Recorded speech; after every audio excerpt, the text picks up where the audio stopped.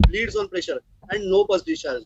These five P's should always be judged by the clinician who is treating the wound. What do we do in treating the wound? We try to develop a healthy granulation tissue over the surface of the wound, and जैसे जैसे ये wound अंदर से बाहर भरता जाएगा, यह granulation बढ़ता जाएगा और फिर उसके ऊपर स्कार टिश्यू या स्किन या स्कैब आना शुरू हो जाता है. उस हेल्दी ग्रेनुलेशन में यह 5 चीजें अगर होंगी तो ही वो ग्रेनुलेशन हेल्दी है. That is the surface of the granulation should be pink, it should be painless. If a granulation tissue is causing pain, then it is overgranulated, which is also called as hypergranulation, which is also not required. In many of the cases of wound, we have seen a extra layer of granulation tissue getting increased on the normal layer of granulation, which causes pain, which causes discharge, which hampers the covering of skin or formation of skin over the wound, and the wound may take a longer period of time to heal. This granulation also has to be debrided. This is a unhealthy granulation. Hence, if the granulation is painful, heavy, extra, this granulation has to be removed. So it should be pink, it should be painless, it should be pointed. If you see properly, there will be these spikings on the granulation tissue. I will show you in the next slide what a spiking of the granulation tissue is. This has to be observed properly, and then commencement of the healthy granulation can form and the wound will heal properly. Bleeding on pressure in the wounds is a positive sign.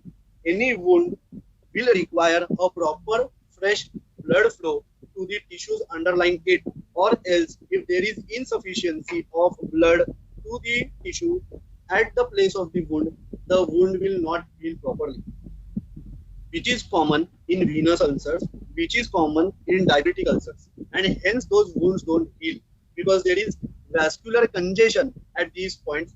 The fresh blood flow is hampered.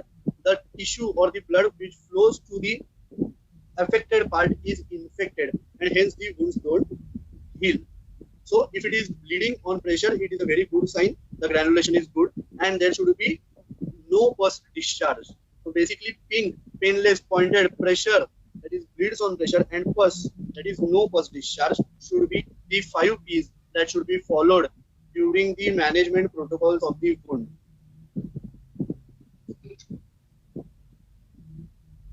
क्या देखना है हमें ब्रन treat करते समय?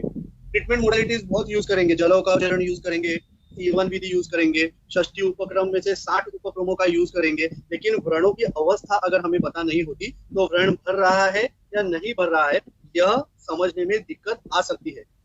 There are 4 stages of wound healing, और यह 4 अवस्था हमारे शास्त्र में बहुत अच्छी तरीके से दिखाई दी है. जो मैंने ग्रेनुलेशन, हेल्दी ग्रेनुलेशन टिश्यू के 5 पीस के बारे में बताया, वही सब हमारे संहिताओं में पहले से लिखा हुआ है. The first and foremost stage of the wound is the stage of ulceration. Whenever a dushta vrana comes to you, this is a specific picture which you will see in the first stage of wound. It is an infected wound. If you see properly and read the shlok below it, it is an absolute finely said thing in our Sahitas. Uti puyati dushtasrup. If you see, the granulation tissue is not pink. There are yellow and brown colored layers of dead tissue over the skin. Uti puyak. There is purulent discharge from the wound. स्त्राव्युत्संगी, स्त्राव आता रहता है, there will be a discharge. उत्संगी, अगर आप इसके edges देखोगे, if you see clear the edges clearly, then they are उत्संगी, that is everted, that is raised up edges. If you see, the wound is inside and the edges are swollen, red. दुष्टो व्रणोति गंधादि शुद्ध लिंग विपर्य, ऐसे सभी चीजों से युक्त अवस्था, यह दुष्टावस्था या स्टेज ऑफ अल्सरेशन कही जाती है. See, the edges are important to see. The underlying tissue granulation is infected. There is pus discharge. The granulation is not pink. It is not even. It is not pinpoint granulation. The skin outside the edges is also swollen, is also red. So this is a stage of ulceration, that is dushtavastha of the infected wound. Now, after treatment, after wound toileting, after taking measures, many treatment modalities can be used, and we have to achieve this avastha. शुद्ध अवस्था, that is first दुष्ट वर्ण should be converted to a शुद्ध वर्ण.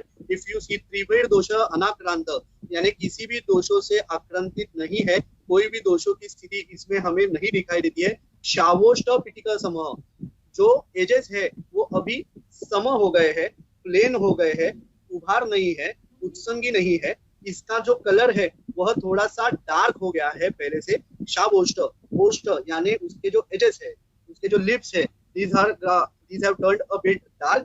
पिटिका सम अवेदनो निरास्राव, इसमें pen नहीं होता है. निरास्राव यानी कोई भी टाइप का discharge, only sanguineous discharge is there. और ये सभी चीजें शुद्ध वर्ण या स्टेज ऑफ ग्रैनुलेशन दिखाती है. So this is the शुद्ध अवस्था, which is a second stage. रूयमान अवस्था, स्टेज ऑफ रिपेयर. कपोत वर्ण प्रतिमा यस्यांता क्लेद वर्जिता, अभी इसके ऊपर स्किन टिश्यू आना चालू हो चुका है, स्कैप फॉर्मेशन चालू हो चुका है. और ऐसे केसेस में कपोत वर्ण प्रतिमा यानी a slight more darkish color of the skin tissue has started to develop. इसमें क्लेद बिल्कुल नहीं होता है. The edges are properly cleaned, have approximated well. The circumference or diameter of the wound has gone down as well, and there is no क्लेद. There is no discharge from the wound. The wound is perfectly dry. सिराश्च पिटिका बंधो रोहति तमादिशेत, और इसी तरीके से यह व्रण धीरे धीरे अपनी भरनी की स्थिति में आ जाता है, which is nothing but a रूयमान अवस्था. तो पहले दुष्टावस्था, फिर शुद्धावस्था, फिर रूयमान अवस्था, and the fourth stage is the healed wound या रूढ़ अवस्था. जैसे मैंने कहा कि व्रण हमेशा उसका स्कार शरीर पर छोड़ता है. रूढ़ वर्तमानम अग्रंथिम अशूनम अरुजम व्रणम, यानी कोई भी टाइप की ग्रंथि या कोई भी टाइप की पिटिका उस व्रण के ऊपर नहीं है. Skin has come. अशूनम मतलब कोई भी प्रकार का शोथ या पेन वहां पे नहीं है. अरुजम त्वक्सवर्णम, त्वचा के सदृश कलर वाली स्किन उसके ऊपर आ चुकी है. समतलम सम्यक रूढ़म विनिर्दिशेत. ऐसे 4 स्टेजेस में वुंड हीलिंग होता है. What happens in a case of wound is, first the bleeding starts and inflammatory reaction from the body starts. The defense mechanism tries to plug the wound from outside.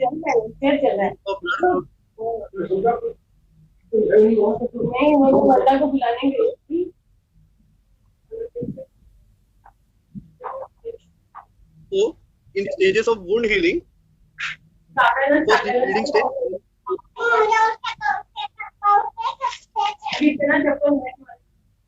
Hello.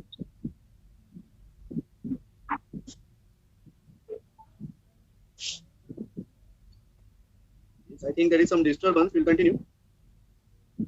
The first is the bleeding stage. Then it is an inflammatory stage where the fibroblast and microphage cap forms on the layer of the skin. Then it is a proliferative stage, which is a Ruhyaman avastha, where fibroblast and subcutaneous fat merge with each other, and then a remodeling phase, which is generally achieved on the day 12 or 14, depending on the type and extent of the wound present on the patient. So freshly healed epidermis, freshly healed dermal layer, and the subcutaneous layer is formed with a scab with a proper skin over the wound, and remodeling of the wound is done. So these 4 stages we have to understand and look after while treating every and each wound which we have seen. षष्ठी उपक्रम के बारे में lecture आगे भी आएगा, लेकिन अगर आपको किसी भी व्रण की ट्रीटमेंट करनी है तो सुश्रुत का यह चैप्टर पढ़िए. इसमें से जो जो कर्म बताए गए हैं वह कुछ विशिष्ट कार्य के रूप में हमें यूज करने हैं व्रण के ऊपर. Please request the mic off. Someone's mic is on.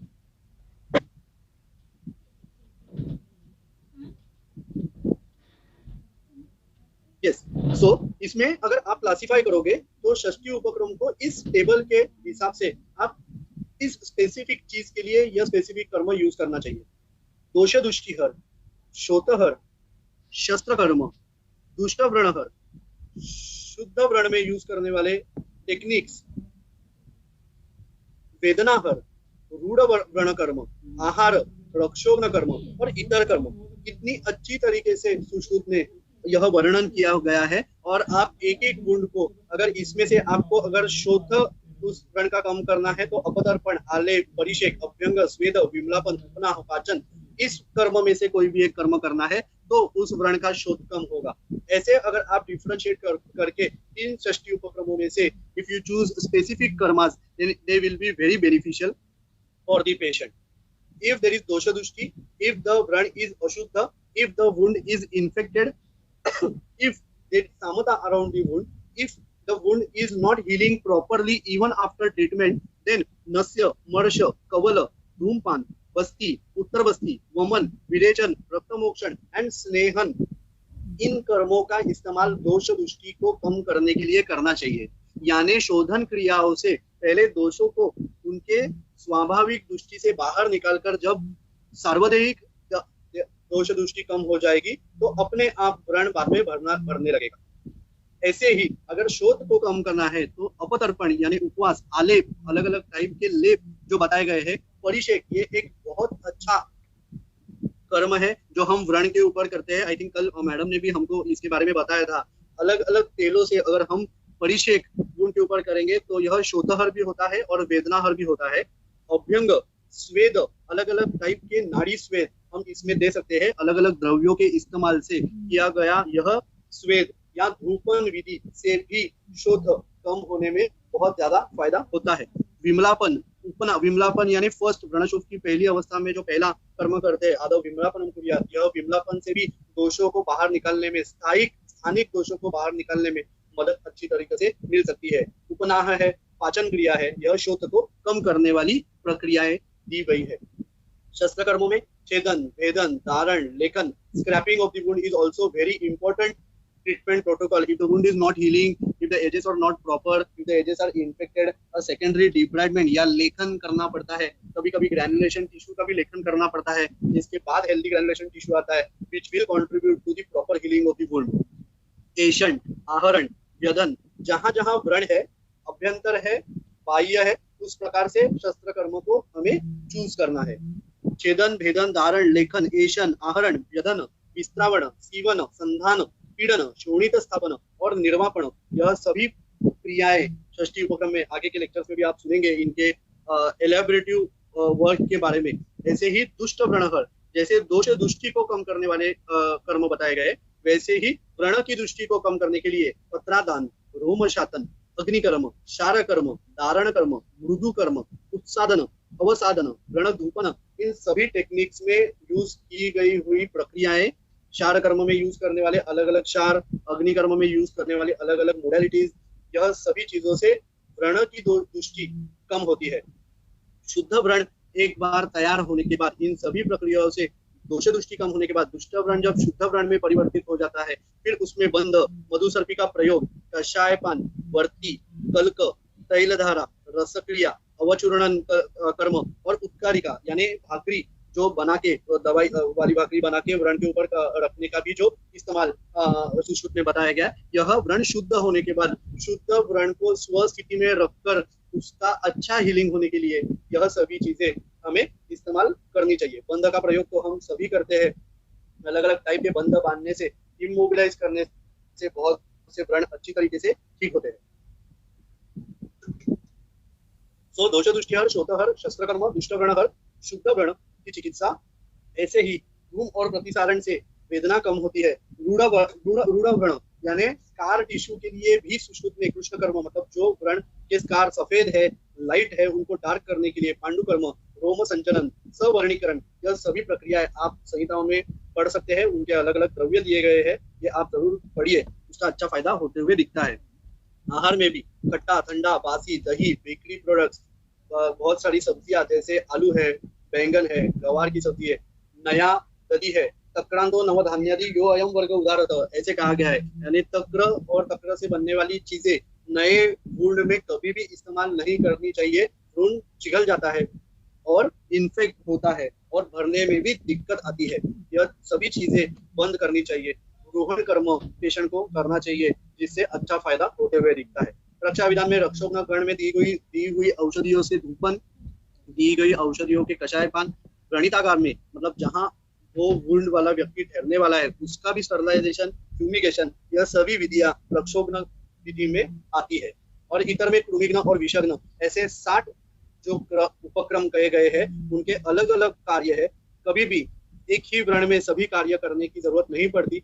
जो इच्छित है आपको शोध कम करना है तो शोधहर कर्म, वेदना कम करनी है तो वेदना हर कर्मों, ऐसे कर्म सिलेक्ट करके अगर हम उसका अच्छा प्रोटोकॉल बनाएंगे तो फायदा होते हुए दिखता है। यह 60 उपक्रम के बाहर कोई भी ट्रीटमेंट मोडालिटी नहीं है, सभी इनके अंतर्गत ही आती है। Yes, there are recent advances which will come up in the series as well, but these advances are nothing but byproducts or experimentation of these Shashti Upakrams only, and standardization of these Shashti Upakrams may lead to a very good and insightful data on the management of wound.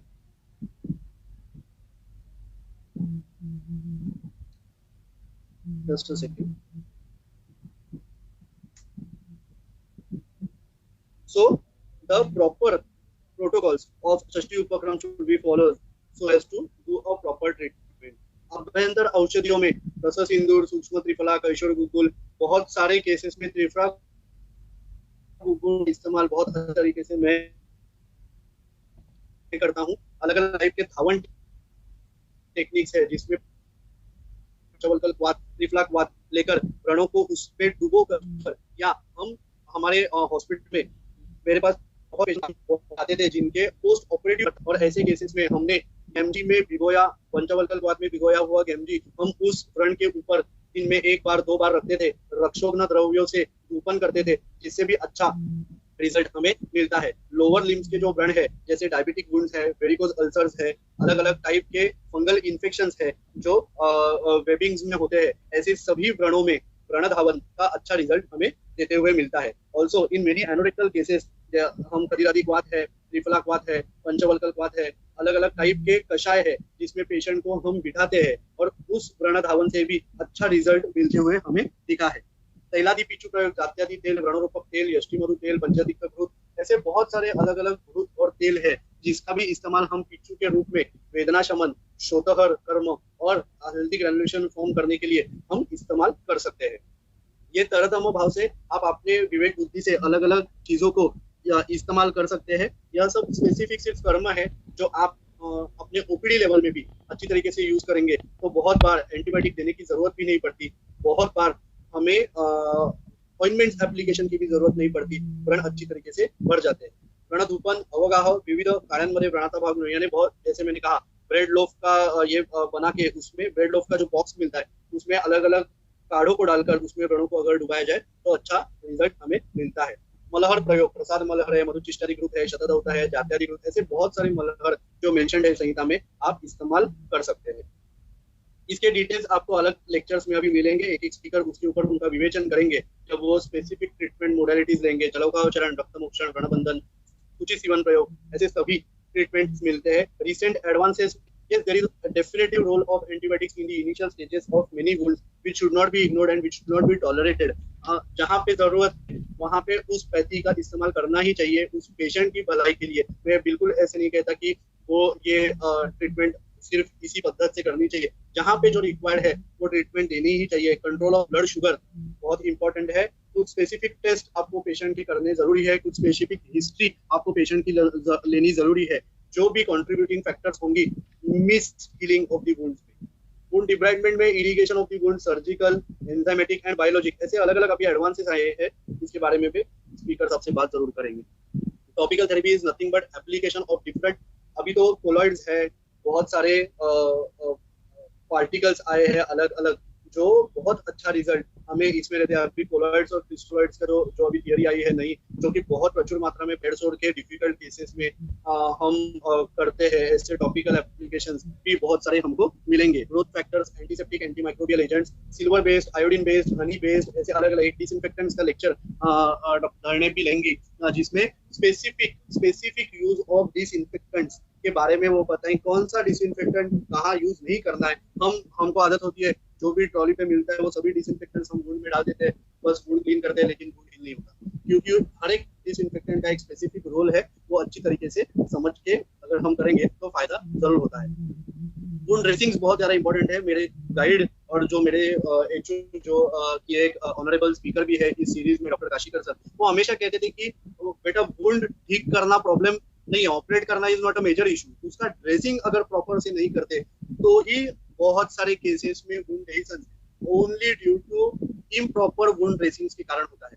इसलिए dressing की techniques आपको बहुत अच्छी तरीके से आनी चाहिए। Follow the 5 piece formula, जैसे पेन, नो पल्स, जो मैंने कहा 5 हेल्दी ग्रैनुलेशन के 5 पीस है, उनको देखिए, प्रॉपर ड्रेसिंग कीजिए, importance of moisture, films, foams, alginates, hydrocolloids, hydrogels, hydroactive, ये अलग अलग अभी कॉम्बिनेशंस मिलते हैं मार्केट में, जो आप जरूर इस्तेमाल कर सकते हैं along with all the Ayurvedic drugs and decoctions that are mentioned in Shashti Upakram can be used in wound dressings.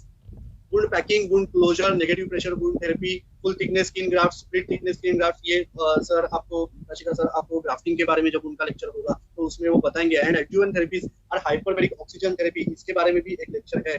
और आजकल तो वैक्यूम का ये है रोल है, जिसमें बहुत सारे वुंड्स, पोस्ट ऑपरेटिव वुंड जो भरते नहीं है, जिसमें आजकल वैक्यूम पंप लगाने की जो टेक्निक है, जिससे ग्रेनुलेशन टिश्यू उभर के ऊपर तक आता है और बड़े बड़े वुंड्स आजकल भरते हैं। तो hyperbaric oxygen therapy, vacuum therapy also contribute to recent advances of wound management. These are some difficult wounds to treat, that is the diabetic wound and the varicose wound. I will go fast. I have one case to show, which I will show and then I'll stop. Impaired function of the WBCs because there is inability to fight bacteria. Every diabetic wound will be a sugar-laden tissue which is prone to infections, and hence there is poor circulation around the wound. There is lack of nutrition. There is nerve damage, neuropathy, जिसके वजह से भी pen और इसके sensations नहीं होने के कारण व्रण बढ़ता जाता है। नर्व डैमेज होने के कारण टिश्यू सप्लाई अच्छे से नहीं होता है, जिसके कारण भी व्रण नहीं बढ़ता है। Weakened production of hormones associated with growth and healing, weakened skin barrier यहाँ पे रहता है, and decrease collagen production contribute to non healing of a diabetic wound. ऐसे ही वीनस अल्सर्स में भी high pressure in the veins of the lower legs, valve malfunction, blockage of the veins, जहाँ पे परफोरेटर्स होते हैं, perforators break होने के कारण वहां पे ब्लड कंजेशन होना, वीनस कंजेशन स्टार्ट हो जाता है, और जहाँ पे भी ब्लड रुकने की प्रक्रिया होती है, उस ब्लड में दुष्टि होने के चांसेस सबसे ज्यादा होते हैं, जिसका रूपांतर बाद में वुंड्स में और बाद में वीनस अल्सर्स में होता है। That is venous insufficiency, cooling of the fluid, as I said about the venous congestion, and less nutrition which causes the non healing of the venous ulcer.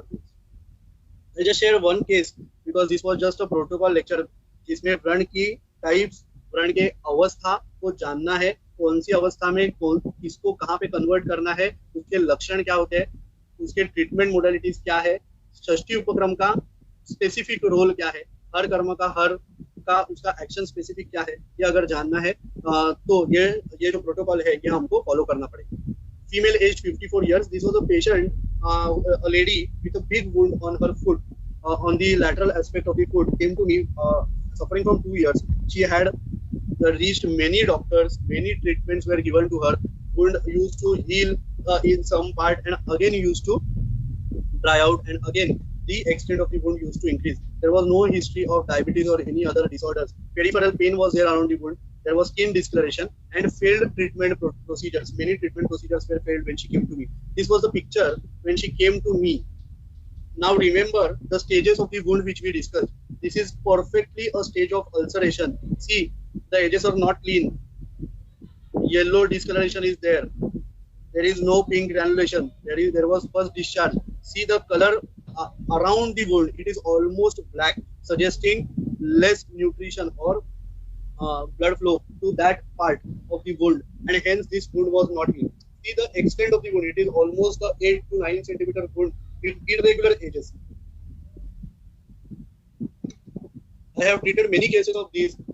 I'll just share one with you. This is the case where Jaloka Charan plays an excellent role. We applied Jaloka to the wounds. This is the second sitting of the Jaloka, and we have I have never applied Jaloka inside the granulation tissue. I have no experience of using it. We apply it on the borders of the tissue, wherein the debris from the borders is sucked in, where proper negative pressure is created and the fresh blood flow is increased to the site of the wound. If you see from the previous picture, this picture looks better.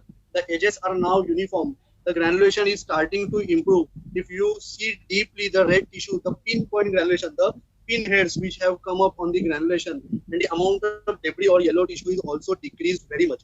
So this is a stage of healing या रुयमान व्रण की अवस्था जो रहती है. See, this is a stage of repair.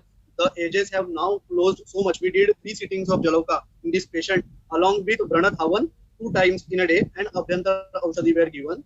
No other treatment modality was used. See, the color around the wound is also changing.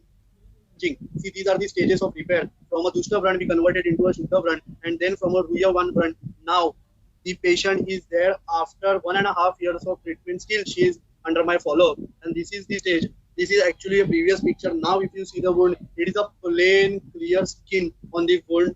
The patient has no pain, there is no swelling, the color of the outside skin has also improved abundantly. You would not make up whether the patient had a wound or not.